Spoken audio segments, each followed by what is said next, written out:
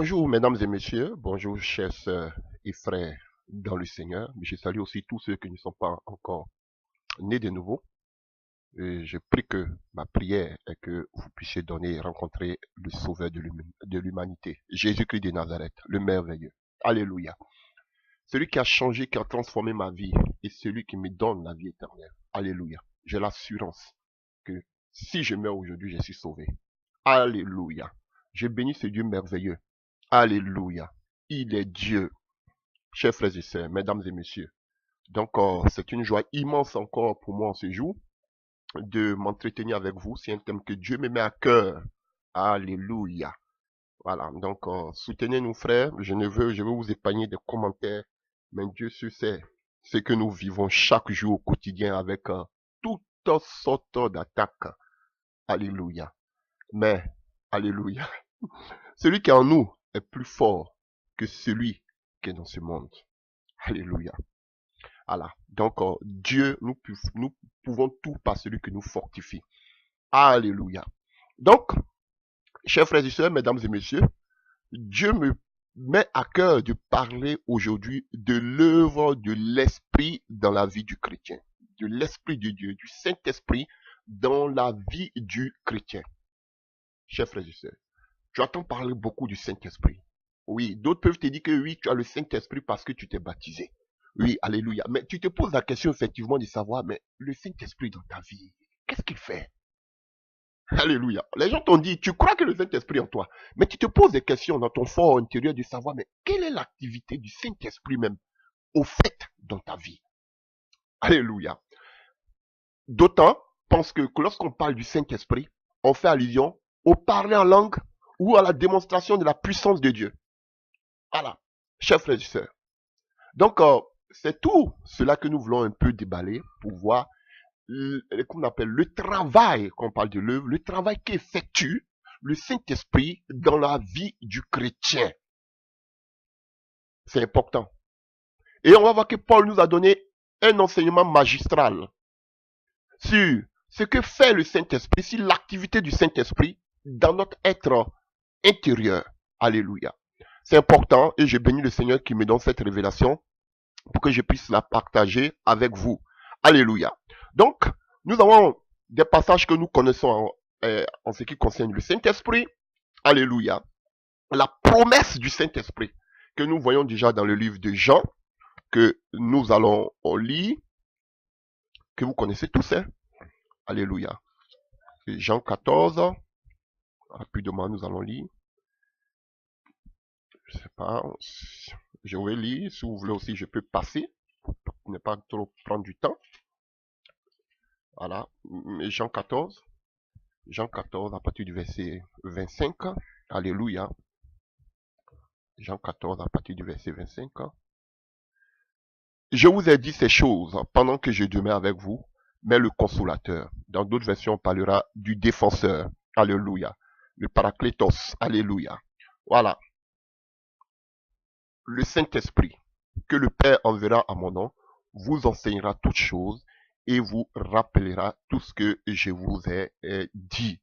Alléluia. Voilà. Donc, on voit le rôle du Saint-Esprit, la promesse du Saint-Esprit qui sortait directement de la bouche du Maître, du Seigneur, du Rabbi, du Mashiach, Jésus-Christ de Nazareth, mon Dieu. Et nous partons aussi dans le livre de Jean 15, juste à côté. Jean 15, à partir du verset, nous allons beaucoup nous balader aujourd'hui dans la parole de Dieu. Donc, pour ceux qui aiment la parole de Dieu, ils sont servis. Jean 15, verset 26. Jean 15, verset 26. Quand sera venu le consolateur que je vous enverrai de la part du Père, l'Esprit de vérité qui vient du Père, il rendra témoignage de moi. Et vous aussi, vous rendrez témoignage parce que vous êtes avec moi dès le commencement. Alléluia. Il y a un troisième passage aussi que vous connaissez, que dans le livre de Jean 16, Jean 16 à partir du verset 12, que vous connaissez. J'ai encore beaucoup de choses à vous dire, mais vous ne pouvez pas les porter maintenant ou les comprendre maintenant. Quand le consolateur sera venu, l'Esprit de vérité, il vous conduira dans toute la vérité. Il ne parlera pas de lui, mais il dira tout ce que il aura entendu. Il vous annoncera les choses à venir, il me glorifiera parce qu'il prendra de ce qui est à moi et vous l'annoncera.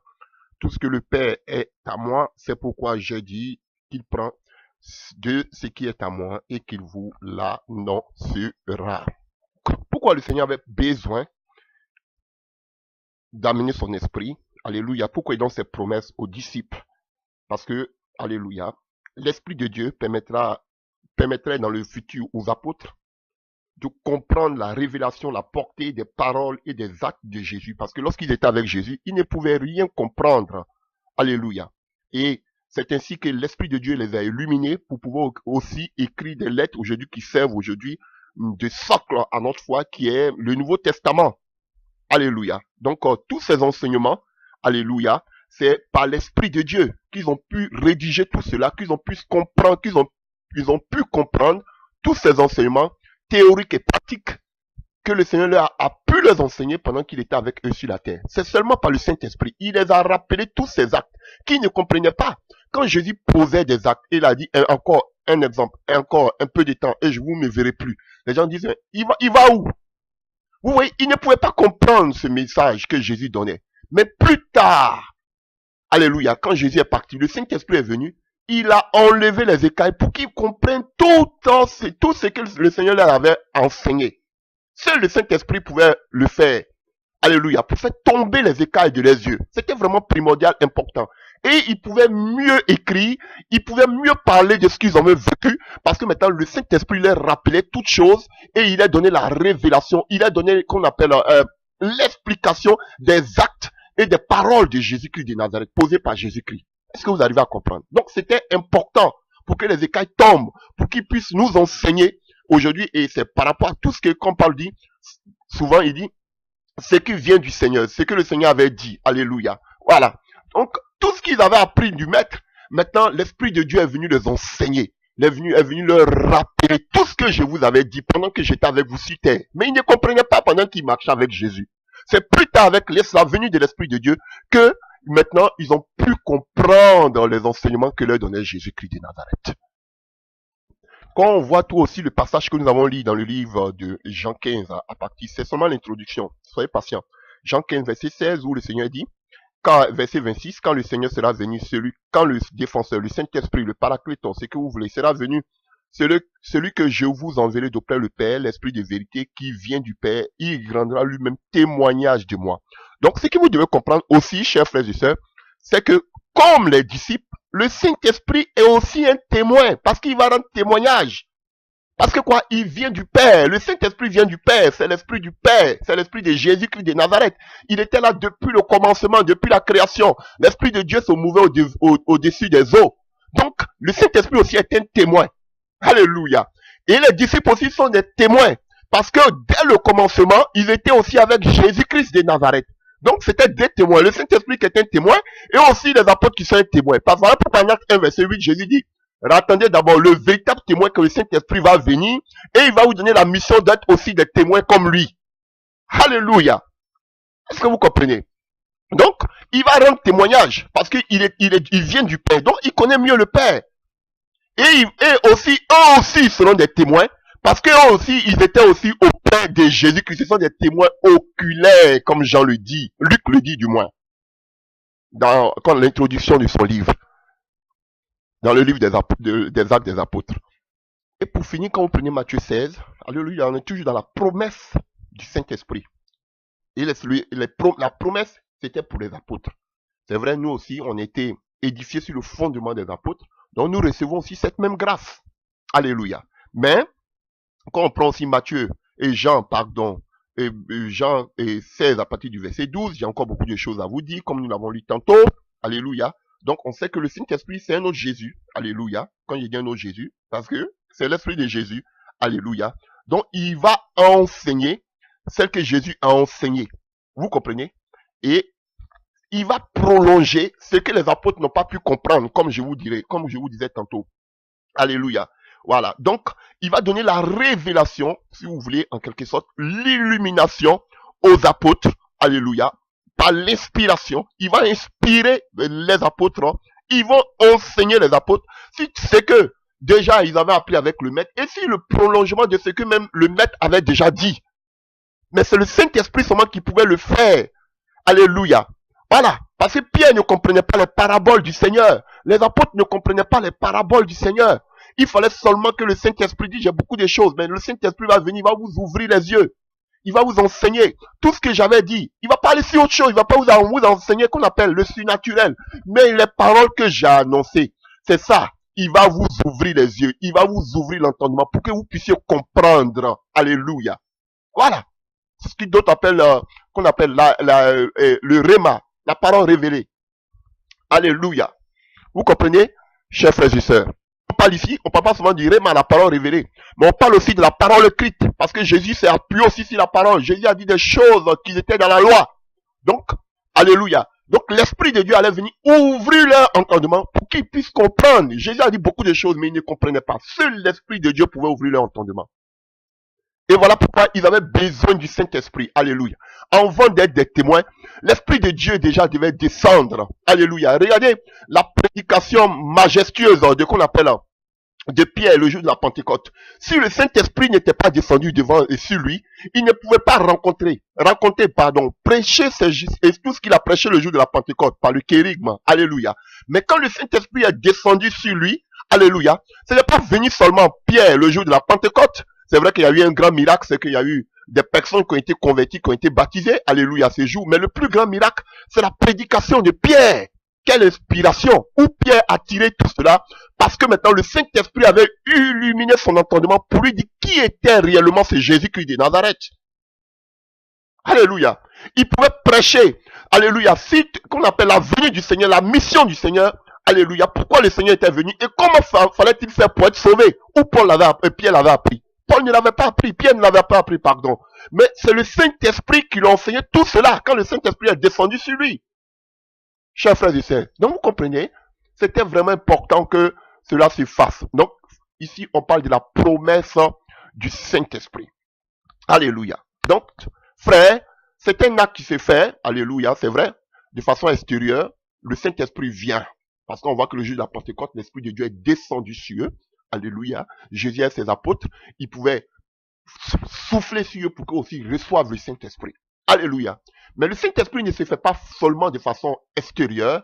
Alléluia. Mais le Saint-Esprit joue sur le plus gros travail du Saint-Esprit. Parce que beaucoup pensent que le Saint-Esprit, c'est venu, les parler en langue, le feu descend, la puissance de Dieu se manifeste. Aujourd'hui, vous allez voir si vous avez le Saint-Esprit. Frère, on nous a mal enseigné sur le Saint-Esprit. Vous allez comprendre aujourd'hui si le Saint-Esprit œuvre, travaille en vous. C'est important. Le Saint-Esprit fait un travail formidable dans la vie du chrétien. Moi, on se limite seulement qu'on appelle au miraculeux, à la démonstration, à la puissance. C'est pas ça le rôle du Saint-Esprit. Ça va bien au-delà de tout ce qui est sensationnel. Alléluia. Alors, tout part de la nouvelle naissance. Et pour cela, on va prendre encore un autre passage que vous aimez, que vous connaissez. Alléluia. Dans le livre de Jean. Nous sommes toujours dans le livre de Jean. Jean, c'est l'homme qui parle de l'Esprit de Dieu. Alléluia. L'homme de la révélation. Non, il était trop connecté, Jean. Oh, vraiment. Là, je vous dis. Donc, Jean, allons-y. Alléluia. Jean 3. Jean parle plus de l'intimité avec le Saint-Esprit. Alléluia. C'est l'apôtre qui parle plus de l'intimité. Luc va démontrer la puissance. Alléluia. Mais Luc et Jean, ils démontrent l'intimité qu'il y a avec le Saint-Esprit. Alléluia.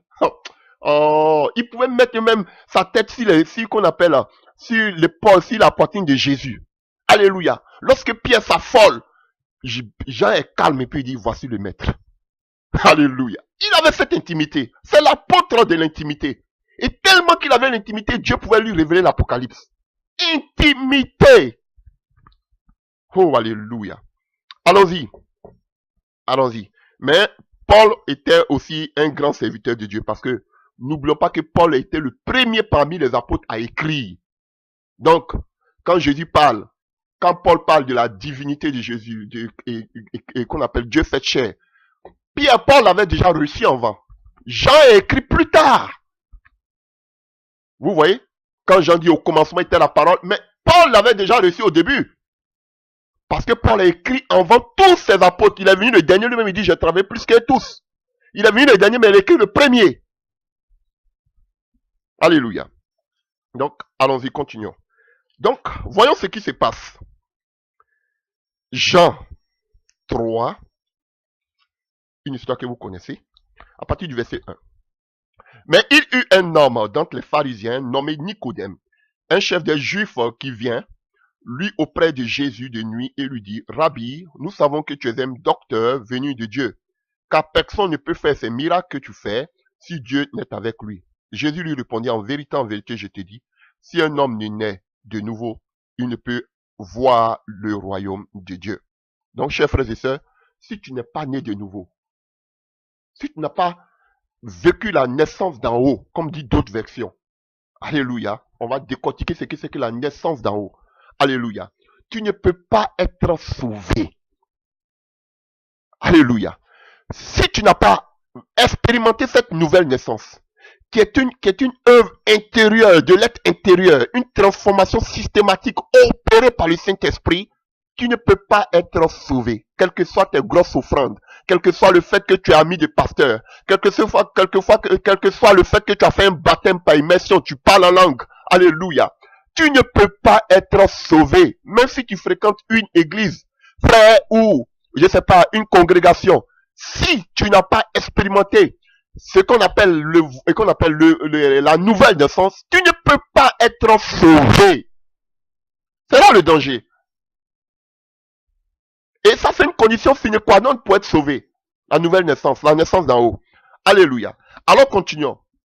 Jésus répondit, en vérité, je te dis la vérité. Je te dis, si un homme n'est né d'eau et d'esprit, là, il ne peut entrer dans le royaume de Dieu. Là, c'est une erreur. C'est une faute. Alléluia.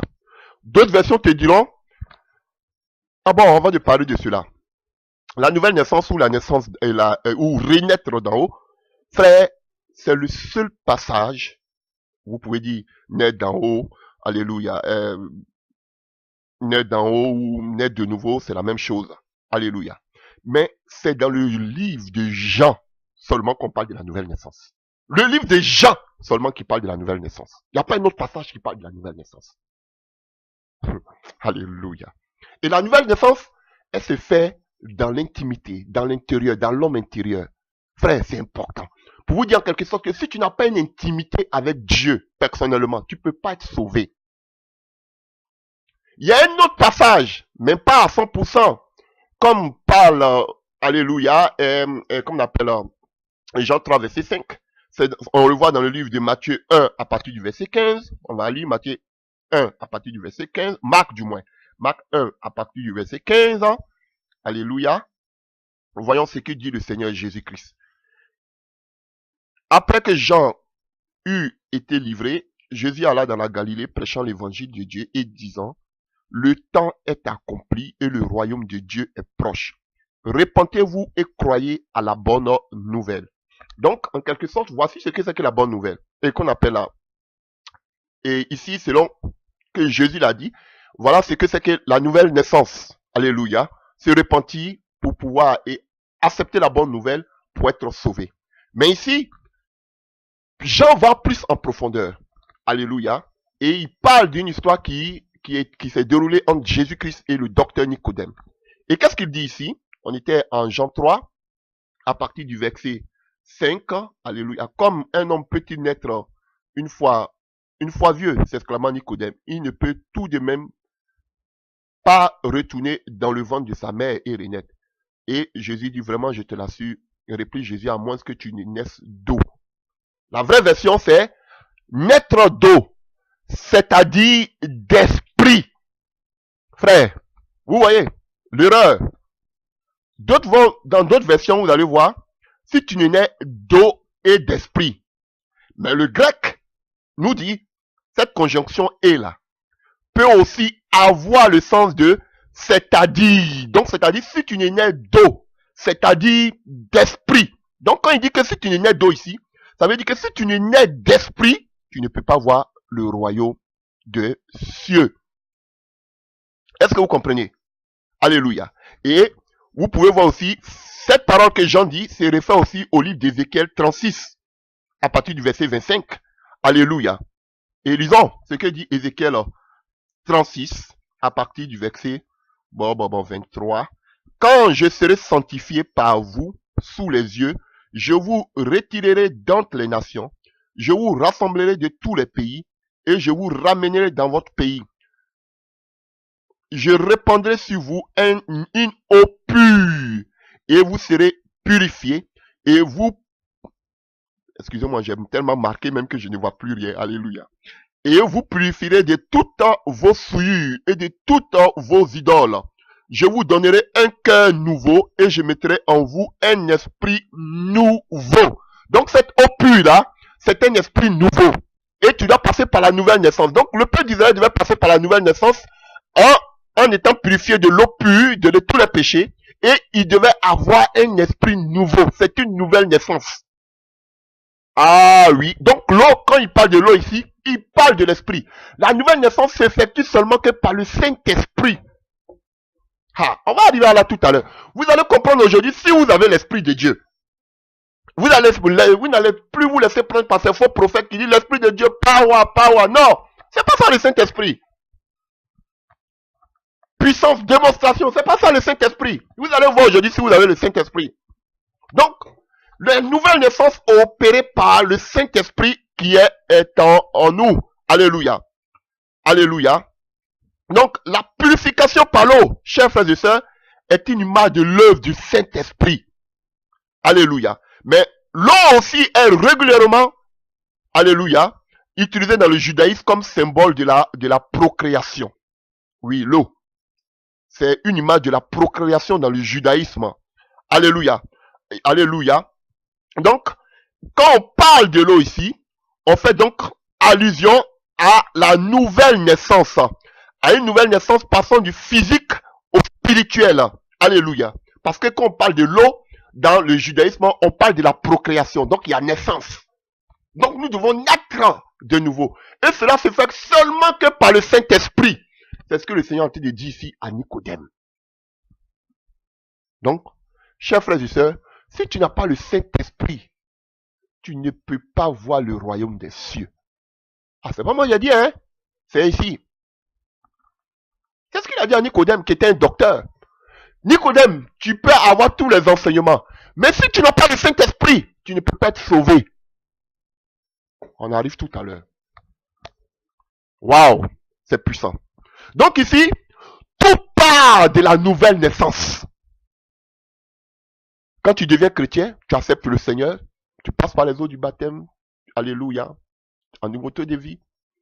On parlera de tout ça dans une autre vidéo.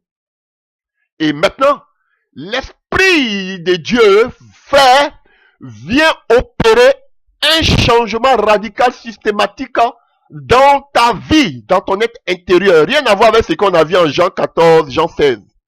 Rien à voir. Ça, c'était pour rappeler aux apôtres, alléluia, pour qu'ils puissent enseigner, pour qu'ils soient illuminés. Frère, si toutes les paroles que le Seigneur leur avait prescrites, alléluia, les paroles que le Seigneur leur avait données, alléluia. Voilà, pour écrire, pour que nous puissions aujourd'hui recevoir cela. Mais, en tant qu'enfant de Dieu, pour être sauvé, il faut passer par ce qu'on appelle la nouvelle naissance. Et la nouvelle naissance se fait dans notre être intérieur par le Saint-Esprit. C'est ce qu'on appelle naître d'en haut, ou bien qu'on appelle la nouvelle naissance. Alléluia. Voilà. Donc c'est l'introduction.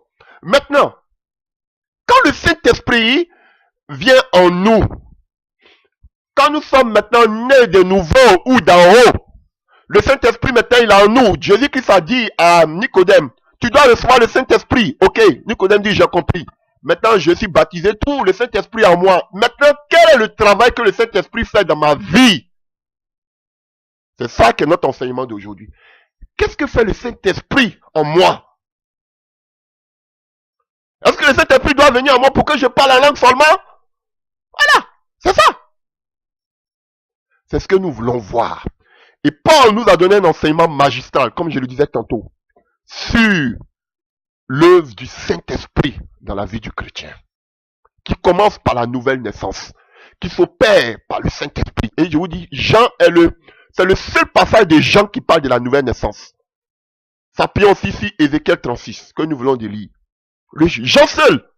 Et là, Ça part de l'intimité, ça n'a rien à voir. Je suis membre d'une église, j'ai 4 des membres, j'ai 4 des baptêmes, je suis prophétesse ou bien je suis dans un groupe musical, ça n'a rien à voir. Tout part d'une intimité. Nicodème était un docteur, mais il n'avait pas d'intimité. Et quand tu as l'intimité avec le Seigneur, le Saint-Esprit, parce que quand tu as le Saint-Esprit, c'est-à-dire que tu as le Seigneur en toi. On va voir tout ça. Alléluia. Et c'est lui qui opère dans ton être intérieur, c'est lui qui travaille dans ton être intérieur. C'est ça la nouvelle naissance. Et tant que ce changement n'est pas opéré dans ton être intérieur, tu ne peux pas être sauvé.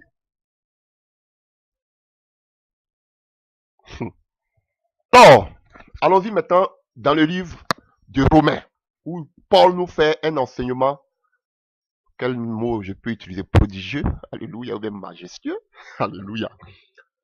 C'est puissant. Et j'ai béni le Seigneur qui me donne la révélation sur cette parole. Alléluia. Allons-y dans le livre de Romains 8. Et voyons ce que le Seigneur dit, et Paul dit à partir du verset 10. Jésus dans Jean, alléluia.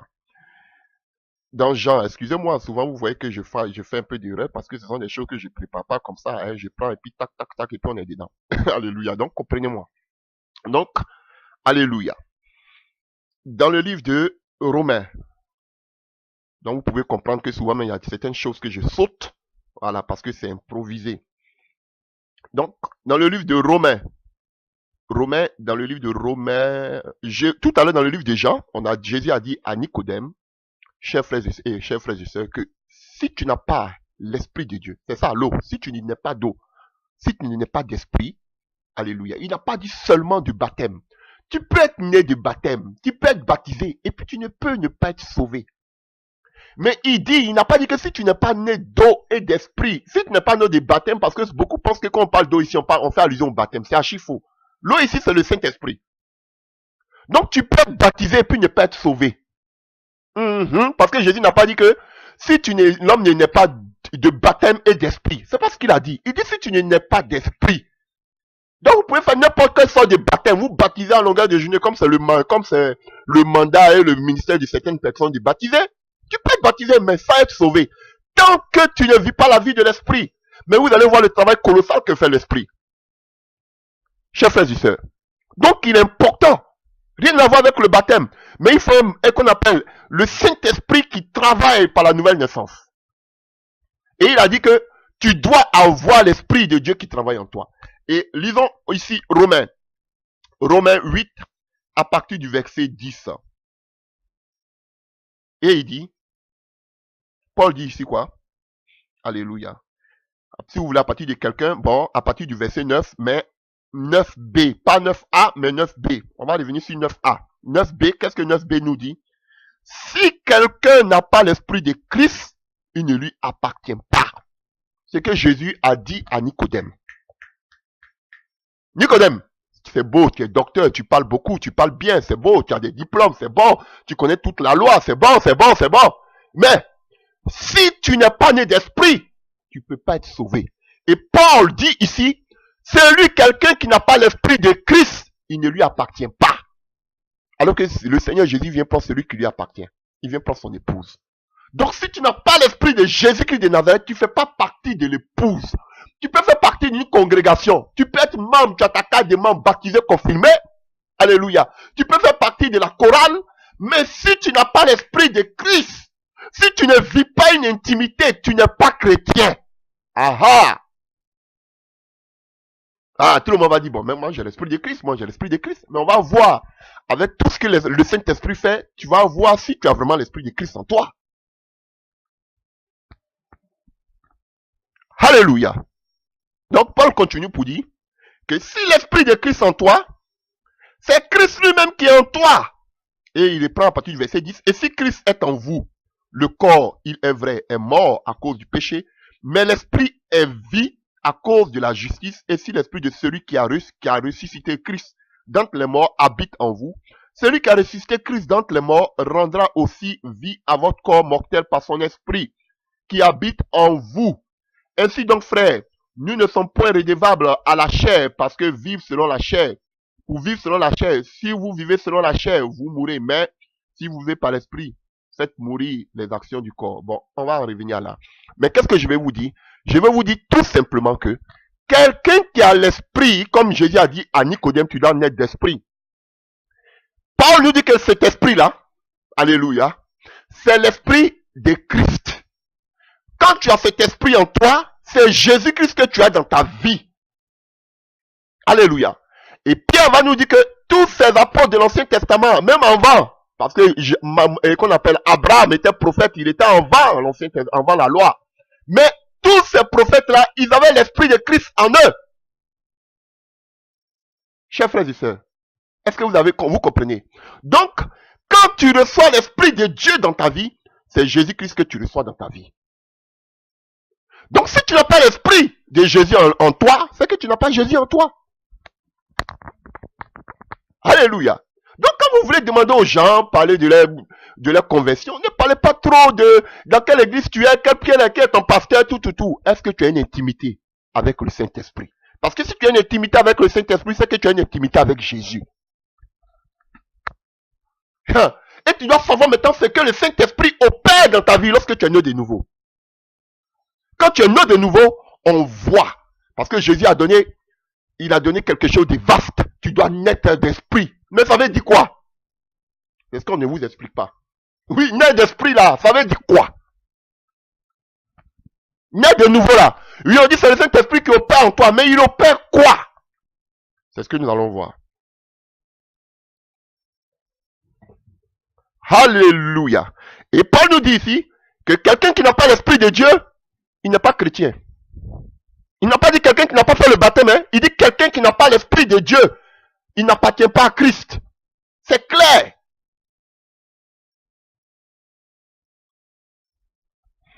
Alléluia. Donc demandez à tous ces faux prophètes là, est-ce qu'ils ont l'esprit de Dieu en eux? Parce que quand ils voient les miracles là, les faux miracles là, ils ne disent jamais le nom de Jésus, mais ils ne disent jamais le nom du Saint-Esprit. Voilà. Chers frères et sœurs. Donc on va repartir au tout commencement, au tout début, en Romains 8, à partir du verset 1.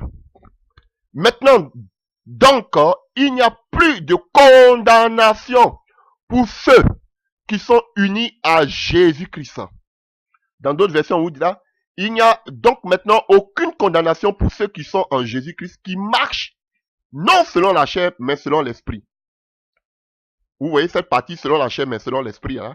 Dans d'autres versions, il n'y en a pas. Maintenant donc, une autre version, il n'y a plus de condamnation pour ceux qui sont unis à Jésus-Christ. Alléluia. C'est pas un problème. On va retrouver marcher par l'esprit devant.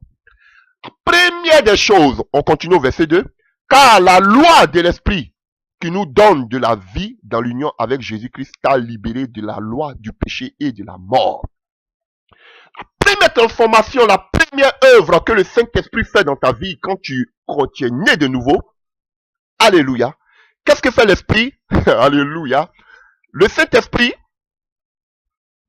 la loi de l'Esprit nous donne la vie. On nous parle de la loi de l'Esprit. Ça, c'est la première œuvre de l'Esprit de Dieu en toi quand tu es né de nouveau. Ils vont me dire, mais qu'est-ce que ça veut dire tout ça? Ne soyez pas embêtés par... On avait deux sortes de lois. Il y a la loi du péché et on nous parle de la loi de l'Esprit. Donc, la loi du péché, on était condamné sur Moïse. Et la loi du péché, lorsqu'on commettait un péché. Alléluia. Et cela se faisait de façon extérieure. Mais maintenant, la loi de l'esprit se fait de façon intérieure. Alléluia. Donc, la loi de l'esprit vient abolir, alléluia, cette loi du péché qui nous condamnait. Ah, voilà pourquoi il commence par, maintenant donc, il n'y a plus de condamnation pour ceux qui sont en Jésus-Christ de Nazareth. Alors que la loi du péché nous condamnait. Parce que n'oublions pas que Romains, c'est même pas Paul qui a créé ces églises qu'on appelle à Rome. Il y avait des gens, alléluia, peut-être que j'aurai le temps de faire un peu la généalogie, alléluia, qu'on appelle de l'épître de Rome. Il ne parlait pas seulement qu'on appelle aux Romains, il parlait aussi, alléluia, qu'on appelle aussi à des Juifs, alléluia, parce qu'il y avait des Juifs, alléluia, qui vivaient, qu'on appelle, avait une colonie juive au 2e siècle, qui vivaient à Rome, et on sait que, alléluia, qu'on appelle, ils étaient, vous voyez, sous Claude, un empereur, en l'an 63 avant Jésus-Christ, il a expulsé tous les Juifs de Rome Alléluia, à 49 de notre ère, pardon. Oui, vous le voyez en Acte 18, verset 2. Alléluia. Voilà. Donc, sous l'homme, ils ont expulsé, alléluia, des Juifs. Et après, quand il est mort, ce qu'on appelle, ce roi-là, donc tous ces qu'on appelle, après la mort de Claude, donc les Juifs sont revenus à Rome. Donc, c'était le cas de Priscille et Aquilas en Romains 16, verset 3, et puis Acte 18, verset 2. Donc, ils n'écrivaient pas seulement, et dans ces synagogues-là, à Rome, il y avait aussi, bon, on dit que les églises de Rome ont été créées peut-être par des frères en Christ lors de la persécution. Alléluia. En ce que nous savons, c'est pas Paul qui a créé ces églises de Rome. Donc, il écrivait non seulement aux Romains qui avaient donné leur vie à Jésus, mais il écrivait aussi à des Juifs. Alléluia. Et la loi n'a rien amené à la perfection. La loi, au contraire, amenait la condamnation. Donc, il y avait deux mondes qui s'opposaient. Il y avait la loi du péché qui est extérieure et il y a la loi de l'esprit qui est intérieure. Maintenant, quand tu nais de nouveau, chers frères et sœurs, effectué par le Saint-Esprit, la première des choses que l'Esprit de Dieu vient faire en toi, c'est enlever la condamnation du péché en toi et te donner un esprit de vie. Ah. Alléluia. Faut pas que cela vous embrouille, hein. Alléluia. Tu as la vie. Il dit, il n'y a plus de condamnation. Personne ne peut te condamner. Tu as l'esprit de vie en toi. Et quand on n'était pas né de nouveau, on était sous la condamnation du péché. Et par la mort et par la résurrection de Jésus-Christ, toute cette condamnation-là, alléluia, est tombée au nom de Jésus-Christ. Et en lui, nous recevons Christ dans notre vie et il nous donne l'esprit de vie qui nous libère de la loi du péché et de la mort, chers frères et sœurs. Vous comprenez? Voici ce qu'il nous libère totalement. Et cela opéré par Christ, par son esprit, par la loi de l'esprit qui nous donne, chers frères et sœurs, la vie. Alléluia. Et il nous délivre de la loi du péché et de la mort. Alléluia. Et cette transformation est possible que par l'esprit qui s'oppose à la loi de Moïse à cause du péché de l'homme. Chers frères et sœurs, voilà pourquoi il commence Romains 8 par dire qu'il n'y a plus maintenant de condamnation. Parce que maintenant nous avons l'esprit de Christ, l'esprit et la loi de l'esprit en nous. Et cela, c'est de façon intérieure. Alors que le péché de la loi, c'était extérieur. Donc, notre être intérieur est régénéré. Donc, quand tu nais de nouveau, l'Esprit de Dieu régénère ton être intérieur pour dire que tu n'es plus maintenant sous la malédiction. Tu n'es plus sous la mort du péché. Tu es libéré. Nous avons été libérés par la loi de l'Esprit. Parce que si on voulait marcher selon la loi, on était tous morts par la cause de nos péchés. Mais maintenant, par la loi de l'Esprit, nous sommes libérés. Paul dit, il n'y a plus maintenant de condamnation. Il dit maintenant, à partir de maintenant que tu es né de nouveau, il n'y a plus de condamnation parce que l'esprit de vie est en toi. Voici la première opération. Alléluia. Quand tu es né de nouveau, voici la première œuvre merveilleuse que fait le Saint-Esprit dans ta vie. Il te confirme, il te dit que à partir d'aujourd'hui, tu es né de nouveau. Maintenant, Dieu t'a libéré. Jésus-Christ t'a libéré par son esprit qui habite en toi de toute accusation, de toute malédiction. Il n'y a plus de condamnation pour toi du péché. Tu es plus esclave du péché. Waouh. Frères et sœurs, tu as été affranchi de la loi du péché et de la mort. Parce que tu as reçu en toi, alléluia, comme Jésus disait dans le livre de Jean 6, verset 63, mes parents sont esprit et vie. Alléluia. Alléluia. Alléluia.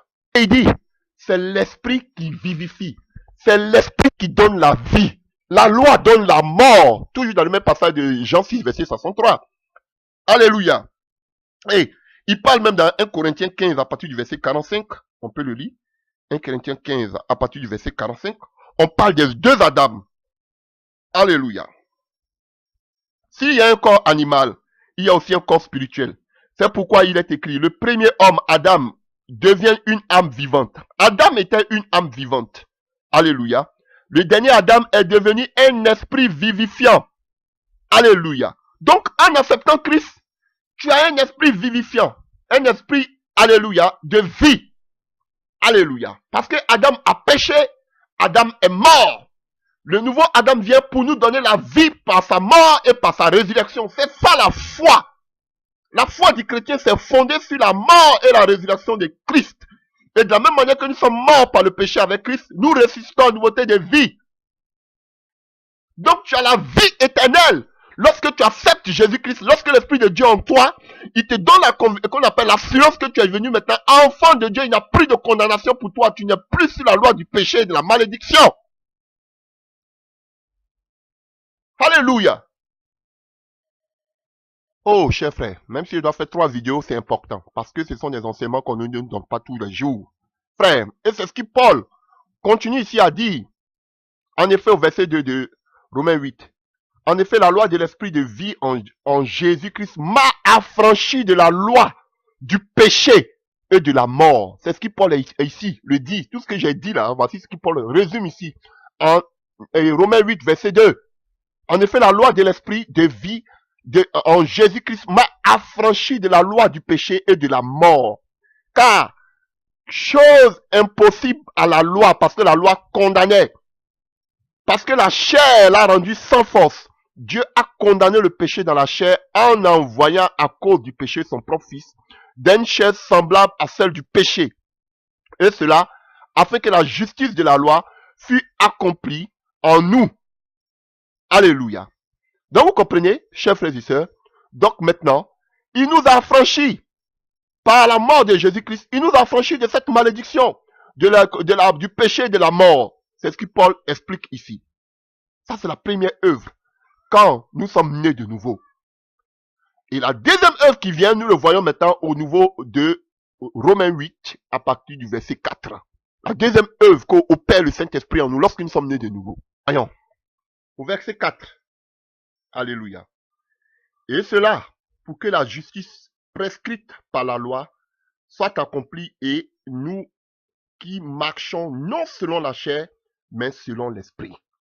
La deuxième œuvre que le Saint-Esprit fait dans notre vie, alléluia, il nous aide à ne plus marcher par la chair. Mais nous marchons maintenant par quoi? Par le Saint-Esprit. Dans d'autres versions, on va vous dire que on dépend maintenant du Saint-Esprit.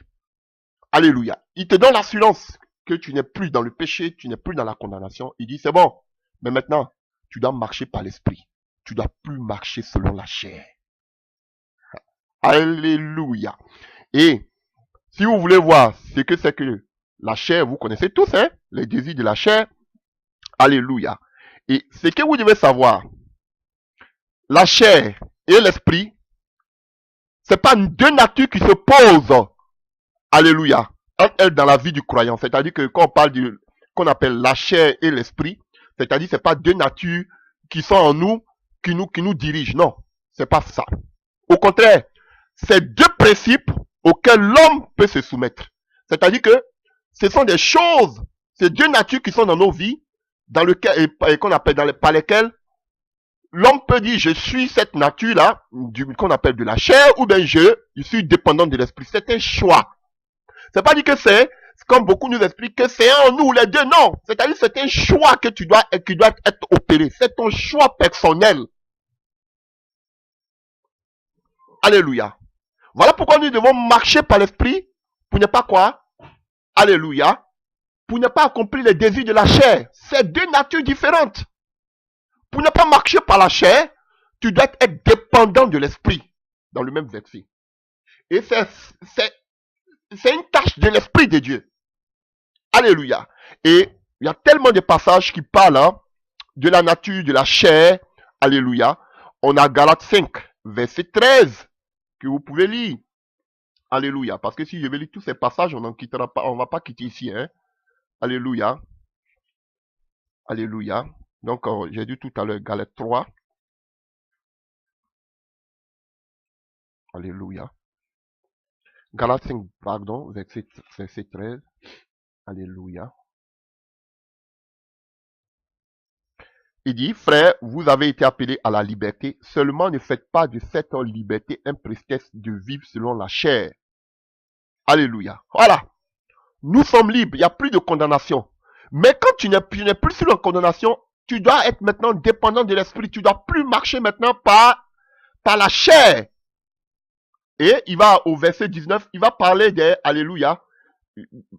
On arrive même à là. Vous avez vu, quand on est ici dans le livre des Galates, il va dire ici, marchez quoi? À partir du verset 16, je dis donc, marchez selon l'esprit et vous n'accomplirez pas les désirs de la chair. C'est deux natures différentes. Alléluia. Donc vous voyez, donc Christ nous appelle à la liberté, nous sommes délivrés, il n'y a plus de condamnation, mais on ne doit plus marcher selon la chair. Alléluia. Mais on doit marcher maintenant selon l'esprit, selon Galates 5, verset 13. Alléluia. Et il dit, car la chair a des désirs contraires à ceux de l'esprit, et l'esprit en a de contraires à ceux de la chair. Ils sont opposés entre eux, afin que vous ne fassiez point ce que vous voudrez. Si vous êtes conduit par l'esprit, vous n'êtes point sous la loi. C'est vrai, quand il parle de la loi, il parle de la loi du péché. Alléluia. Paul n'a pas dit, alléluia. Qu'est-ce qu'il n'a pas dit? Alléluia. Il a dit que, afin que qu'on appelle, vous ne fassiez pas ce que vous voudrez. Donc, ça veut dire que chacun est libre de choisir de marcher par l'esprit ou bien de marcher par la chair. C'est un libre arbitre. Tu es libre. C'est pas dire que c'est deux natures en toi. Alléluia, qui combattent en toi comme on veut nous le faire comprendre. Non, c'est pas ça. Il dit que tu es libre. Alléluia. Et il nous dit ne marchez pas. Sinon, il allait dire que, alléluia, vous n'avez pas de choix, vous ne pouvez pas éviter, alléluia, de marcher selon la chair. Non, mais il dit ne marchez pas. Ça veut dire qu'on peut marcher selon l'esprit, on peut marcher selon la chair. Voilà. Donc tu es libre.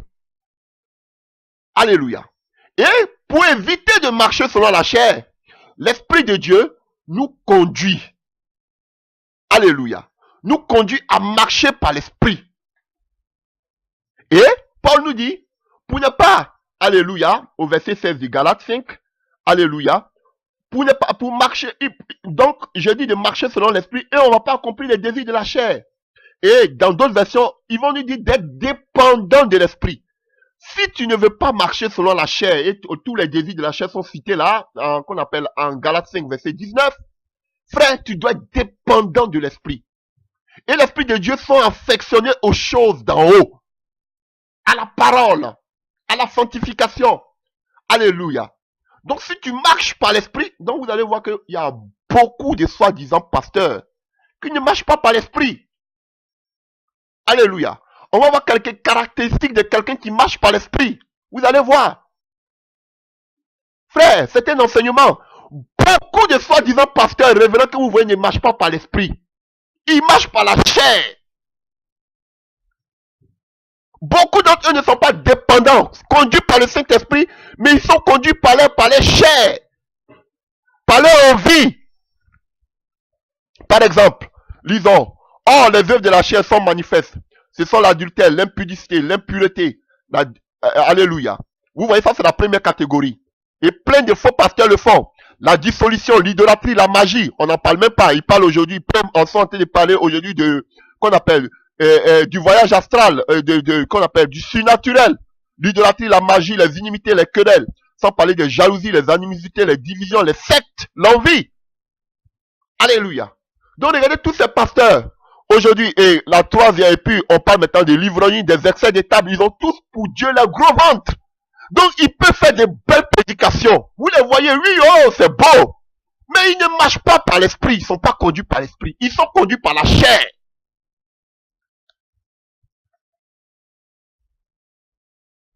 Et quand on parle, frère, de la dépendance de l'esprit, quand Paul parle de marcher par l'esprit, il fait allusion à quoi? Il fait allusion à une relation particulière avec le Saint-Esprit. Alléluia. Tous ceux qui sont conduits par l'Esprit de Dieu sont enfants, fils de Dieu. Même beaucoup de fois révérends ne sont pas fils de Dieu.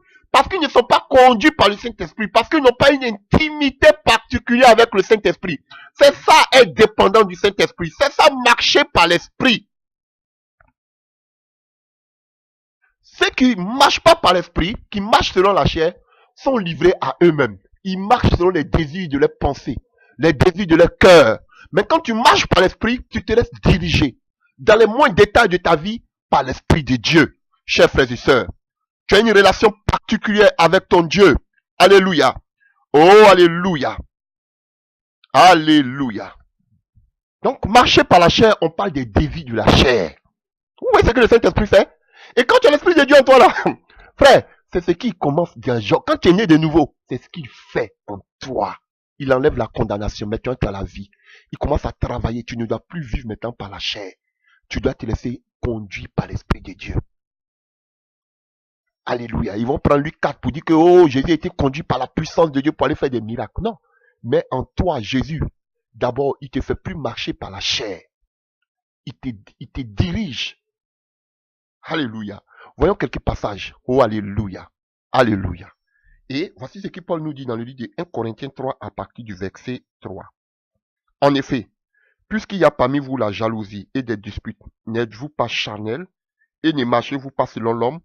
Quand l'un dit, moi je suis de Paul, et l'autre, moi je suis d'Apollos, n'êtes-vous pas des hommes? Alléluia. Donc vous voyez la division. Vous les voyez aujourd'hui. Ils marchent selon l'homme. Qu'on appelle, ils vénèrent, ils adorent ces soi-disant pasteurs, révérends, docteurs et autres apôtres. Un culte de la personnalité. Moi, je suis de tels serviteurs de Dieu. Moi, je suis de tels serviteurs de Dieu. Oh, celui-là, il prêche bien. Celui-là, il a l'onction. Celui-là, il parle de la sanctification. Celui-là. Alléluia. Mais qui est de Christ?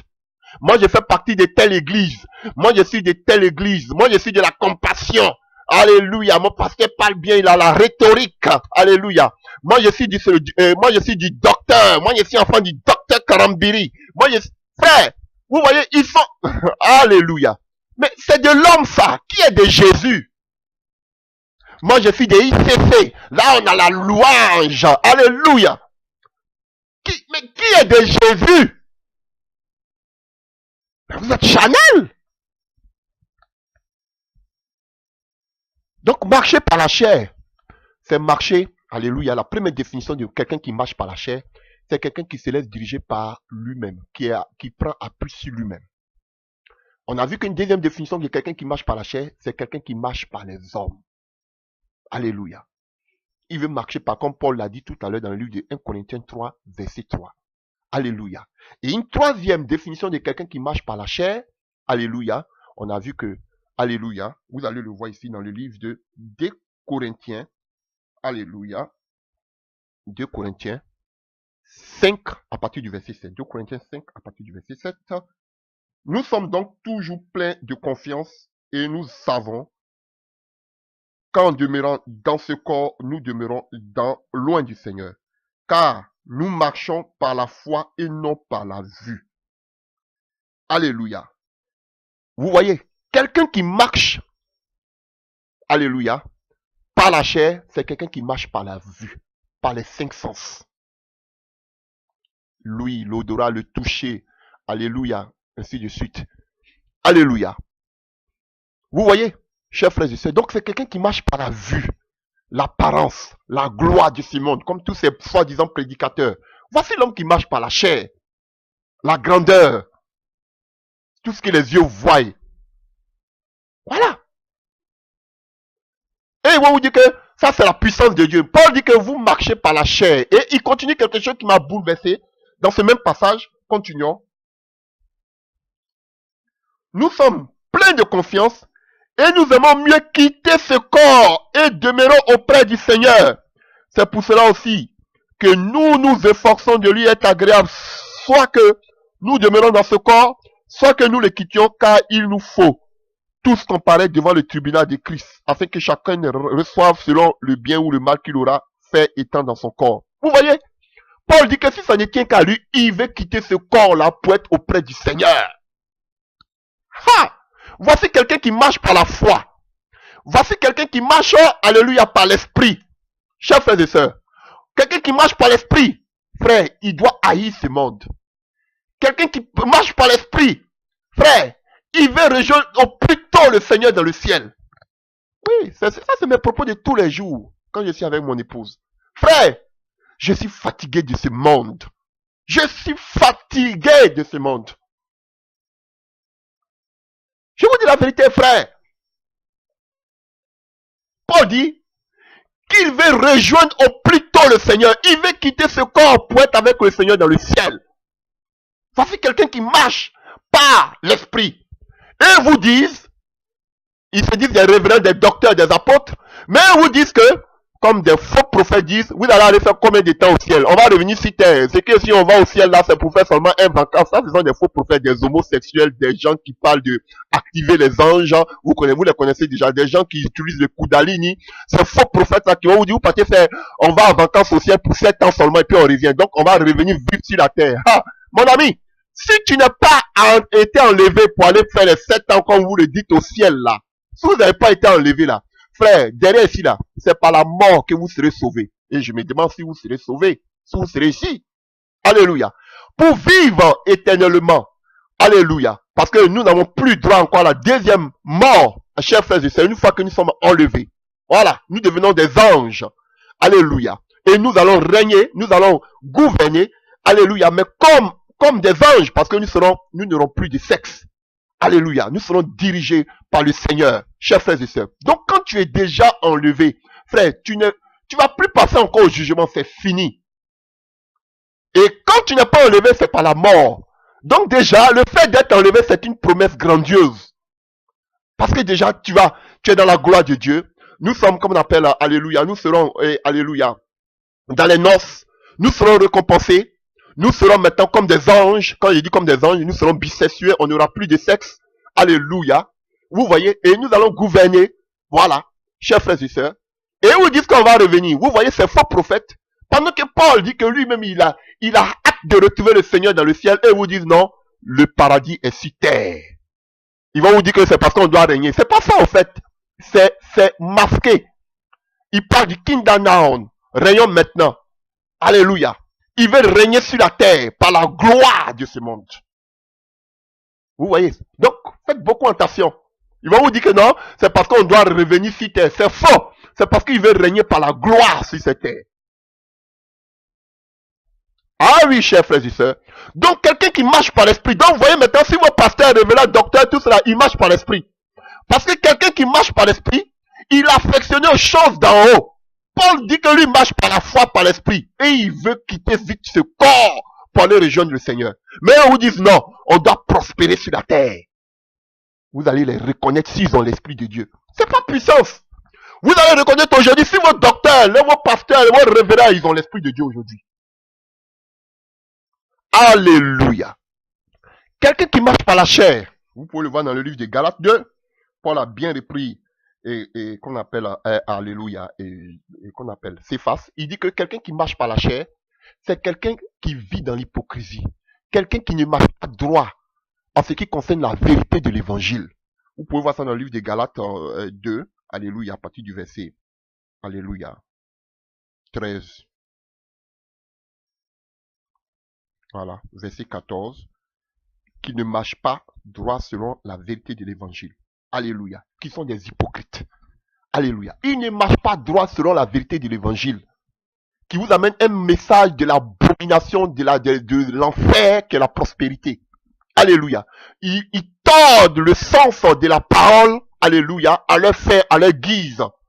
Pour assouvir leur soif de gloire. Alléluia. Chers frères et sœurs, et de pouvoir. Vous voyez, ils ne marchent pas droit par rapport en ce qui concerne la vérité de l'évangile. Chers frères et sœurs, ces gens. Vous voyez, vous allez les voir, ils vont dire que oui, alléluia, ils vont crier, moi je prêche la sanctification. Mais ils marchent avec des occultistes, des francs-maçons, des gens qui prônent le voyage astral, des personnes qui disent qu'il faut activer, qu'on appelle les anges. Vous voyez, c'est le méli-mélo. Frère, le mélange, l'abomination, c'est le tohu-bohu. Je vous dis, ils ne marchent pas droit. Ils sont, comme on dit en Côte d'Ivoire, ils sont un pied dedans, un pied dehors. Voilà. Chers frères et sœurs. Et ici, c'était Pierre qui reprenait. Donc ça veut dire qu'ils peuvent être des apôtres, ils peuvent être des bishops, ils peuvent être des docteurs, mais ne pas marcher droit selon la parole de Dieu. Donc quelqu'un qui marche par la chair, c'est quelqu'un qui ne marche pas droit. Alléluia. En ce qui concerne la vérité de l'évangile. Ils tordent le sens des Écritures. Vous serez délivrés aujourd'hui. Continuons. On donne les caractéristiques de quelqu'un qui marche par la chair. Alléluia. Et Paul nous donne encore un bel enseignement dans le livre de Éphésiens 4 à partir du verset 17. Voici donc ce que je dis, ce que je déclare dans le Seigneur, c'est que nous ne devons plus marcher comme les païens, qui marchent selon la vanité de leurs pensées. Ça, on va revenir à là tout à l'heure. Les pensées, on va revenir à là tout à l'heure. Alléluia. Donc, vous voyez, quelqu'un qui marche par la chair, c'est quelqu'un qui marche comme un païen. Alléluia. Ils ont l'intelligence obscurcie. On va revenir là tout à l'heure. Alléluia. Et à cause de l'ignorance qui est en eux, à cause de l'endurcissement de leur cœur, ayant perdu tout sentiment, ils se sont livrés à la dissolution pour commettre toute espèce d'impurité jointe à la cupidité. Combien de vos pasteurs aujourd'hui sont des cupides? Mais vous, ce n'est pas ainsi que vous avez appris Christ. Si du moins vous l'avez entendu. Et si conformément à la vérité qui est en Jésus, c'est en lui que vous avez été instruits. À vous dépouiller. Excusez-moi parce que j'ai tout souligné là, donc c'est difficile pour moi, je ne vois plus. Qu'on appelle en égard à votre vie passée. Donc quelqu'un qui marche par l'esprit, qu'on appelle qui marche par la chair, c'est quelqu'un qui n'a pas abandonné sa vie passée, son ancienne vie, sa vie de l'Égypte. Alléluia. Alléluia. La vie du passé, du vieil homme. Quelqu'un encore qui marche par le vieil homme. Alléluia. Alors qu'on parle de la nouvelle naissance. Voici quelqu'un qui marche par la chair. Alléluia. Qui n'a pas abandonné son ancienne manière de vivre. Alléluia. Et être renouvelé dans l'esprit de votre intelligence. Frère, quelqu'un qui marche par l'esprit de Dieu, c'est quelqu'un, alléluia, qui est renouvelé, qu'on appelle son esprit, alléluia, son intelligence est renouvelée, alléluia, et a revêti l'homme nouveau. Mais eux, ils sont encore dans le vieil homme. Vous allez dire qu'ils sont des chrétiens. Ils ne sont pas des chrétiens. Les choses anciennes sont passées, toutes choses deviennent nouvelles. Vous connaissez ça, donc Corinthiens 5, 17, votre passage préféré. Alléluia. Créé selon Dieu dans une justice et une sainteté que produit la vérité. Donc, alléluia, quelqu'un qui vit par l'esprit, c'est quelqu'un qui vit dans la sainteté. Waouh! Aujourd'hui là, vous voyez la nouvelle naissance, c'est que le Saint-Esprit fait en nous. Alléluia. Et je suis vraiment, le Seigneur, je suis scandalisé. Parce que vraiment, waouh! Allons-y encore voir quelque chose. Philippiens. Paul va nous donner un enseignement encore. De quelqu'un qui marche par la chair. Philippiens 3. Alléluia. À partir du verset 17. Soyez tous mes imitateurs, frères, et portez les regards sur ceux qui marchent selon le modèle que vous avez en nous. Car il y en a plusieurs qui marchent en ennemi de la croix de Christ. Donc, marcher par la chair, c'est marcher en ennemi de la croix de Christ. On piétine le sacrifice de Jésus-Christ au poteau de la croix. À cause de quoi? Vous allez voir. Alléluia. Car il y en a plusieurs qui marchent en ennemi de la croix de Christ. Je vous en ai souvent parlé. Et j'en parle maintenant encore en pleurant. Leur fin sera la perdition. Ils ont pour Dieu leur ventre. Leur gros ventre. Voilà. C'est bishop, c'est révérend, c'est docteur. Ils ont pour Dieu leur gros ventre. Ils ne marchent pas selon l'esprit. Ils marchent selon la chair. Et Paul dit, il en parle en pleurant. Leur fin sera la perdition. La gloire de ce monde, le succès, l'élévation. Alléluia. Paul dit, leur fin sera la perdition. Ils ont pour Dieu leur gros ventre. Ils marchent en ennemi de la croix. Quelqu'un qui marche par l'esprit. Alléluia. Regardez maintenant ce que Paul dit. Pour quelqu'un qui marche par l'esprit. Vous allez voir si toutes ces personnes-là, si vous-même, vous êtes nés de nouveau. On vous a pas enseigné sur la nouvelle naissance. On vous enseigne aujourd'hui sur la nouvelle naissance. Alléluia. Et vous allez voir si vous êtes vraiment nés de nouveau. Alléluia. Ils mettent leur gloire dans ce qui fait leur honte. Alléluia. Ils ne pensent qu'aux choses de la terre. Donc quelqu'un qui a pour Dieu son gros ventre, c'est quelqu'un qui pense seulement qu'aux choses de la terre. Waouh. Et ce sont des gens qui marchent selon la chair. Ils ont pour Dieu leur gros ventre. Ils pétinent la croix de Jésus-Christ. Ils pensent aux choses de la terre, aux gloires, aux bien choses de la terre. Oh, Paul merci. Alléluia. Chers frères et sœurs. Mais, notre cité à nous, c'est dans les cieux. D'où nous attendons aussi comme sauveur le Seigneur Jésus-Christ, qui transformera le corps de notre humiliation en le rendant semblable au corps de sa gloire, par le pouvoir qui a d'assujettir toutes choses. Frère, vous voyez, il vous parle maintenant de l'homme qui marche par l'esprit. Notre cité à nous, c'est pas sur la terre. Et ils vont vous dire que c'est sur la terre. Notre cité à nous, c'est dans les cieux. Bel enseignement de Paul. Et ceux qui marchent par la chair, marchent par la vue, marchent par l'homme, marchent comme des païens. Alléluia. Ils piétinent la croix de Dieu. Ils marchent, alléluia. Ils pensent qu'aux choses de la terre. Ils ont pour Dieu leur gros ventre gracieux. Graisseux. Alléluia. Mais lui qui marche par l'esprit, il pense au ciel. C'est pas moi je l'ai dit. Paul dit d'être ses imitateurs, c'est lui qui nous a engendrés dans le Seigneur. Mais quel évangile vous nous prêchez? Vous êtes nés de nouveau?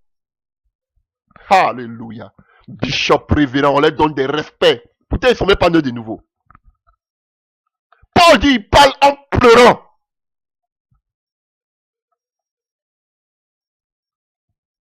Et on n'a qu'à les respecter parce que ce sont des bishops, ils ont 40 ans de ministère. Vaut mieux la fin d'une chose que son commencement. Alors on continue encore. Ça va vous énerver, mais je vais appuyer dessus. Colossiens 3, à partir du verset 1. On parle de l'homme qui marche par la chair. Si donc vous êtes ressuscité avec Christ, cherchez les choses d'en haut. Paul ne vous dit pas de chercher la gloire de ce monde. Il vous dit de chercher les choses d'en haut. Où Christ est assis à la droite de Dieu. Affectionnez-vous aux choses d'en haut et non à celles qui sont sur la terre. Vous avez compris? C'est français. Ne cherchez pas les choses de la terre. Cherchez ce qui est en haut. Et vous disent non, tu dois prospérer. Tu dois être grand. Dieu doit t'élever. Alléluia. Quand vous voulez faire vos bêtises, mettez Jésus à côté. C'est vous-même qui voulez être élevé. C'est pas Dieu qui veut ça.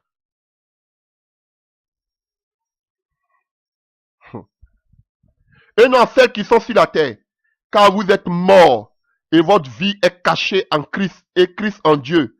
Car Christ, notre vie paraîtra. Alors nous paraîtrons aussi. Vous paraîtrez aussi avec lui dans la gloire. Faites donc mourir les membres qui sont sur la terre, l'impudicité, l'impureté, les passions, les mauvais désirs et la cupidité qui est une idolâtrie. Donc vous tous, vous êtes des idolâtres parce que vous êtes tous cupides. Vous êtes des idolâtres. C'est à cause de ces choses que la colère de Dieu vient sur les fils de la rébellion, parmi lesquels vous marchez autrefois, lorsque vous viviez dans les péchés. Mais maintenant, renoncez à ces choses, à la colère, à l'animosité, à la calomnie, aux paroles, ainsi de suite. Vous étant dépouillés du vieux homme et des œuvres ayant revêtu l'homme nouveau, qui se renouvelle dans la connaissance selon l'image de celui qui l'a créé. Alléluia. Vous voyez, Paul, lorsqu'il parle de l'homme qui marche par l'esprit, il parle toujours des choses d'en haut. Mais l'homme qui marche selon par la chair, il parle toujours des choses du bas. Alléluia. Il parle de cupidité qui est une idolâtrie. Il parle de beaucoup de choses. Oh, alléluia. Frère, c'est tout cela que le Saint-Esprit doit tailler en nous quand on est né de nouveau.